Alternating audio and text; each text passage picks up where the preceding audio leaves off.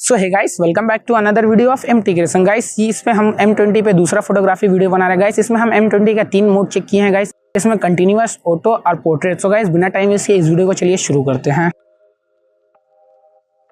Guys first post में सबसे पहले आपको अपने मोबाइल को ट्राइपॉड पे सेट कर लें। गाइस सेट करने के बाद आप अपने मोबाइल का कैमरा ओपन कर ले। उसके बाद गाइस आप इस ऑटो से लाइव फोकस पे क्लिक करके आप अपने मोबाइल का ऑप्शन लाइव फोकस पे कर दें।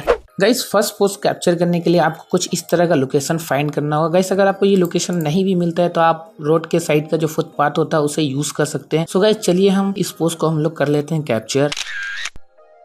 गाइस उसके बाद इसी फोटो के लिए हम दूसरा पोस्ट कैप्चर करेंगे, जिसे हम इसी पोस्ट के ठीक अपोजिट साइड में अपने मॉडल को बैठा देंगे। उसके बाद गाइस कुछ इस तरह का पोस्ट देने बोलेंगे और गाइस इसे भी हम कर लेते हैं कैप्चर। गाइस याद रखिए आपका ट्राइपॉड का एंगल सेम रहना चाहिए, वरना आपकी पिक बिल्कुल भी ऐसी नहीं आएगी। और गाइस इसे हमने पिकआर्ट पे मार्क कर दिया है। मार्क करने के बाद इसे लाइट रूम से हमने कलर ग्रेड कर दिया, जिससे हमें कुछ इस तरह का लुक मिला। गाइस मार्क कैसा किया जाता है अगर आप नहीं जानते हैं तो डिस्क्रिप्शन में उस वीडियो की लिंक दी हुई, आप उसे जरूर देख ले। गाइस सेकंड पोस्ट भी गाइस हम ट्रैक पे शूट करेंगे और गाइस ये भी हम लाइव फोकस पे करेंगे। तो गाइस आप सेकंड पोस्ट के लिए आप अपने मॉडल को कुछ इस तरह का पोज देने बोले और गाइस आप इस फोटो को कर ले कैप्चर। और गाइस इसे हमने लाइट रूम में कलर ग्रेड करके कुछ इस तरह का लुक दिया है। गाइस थर्ड पोस्ट में गाइस आपको कुछ इस तरह का लोकेशन फाइंड करना है जहां थोड़ा पेड़ पौधे हो।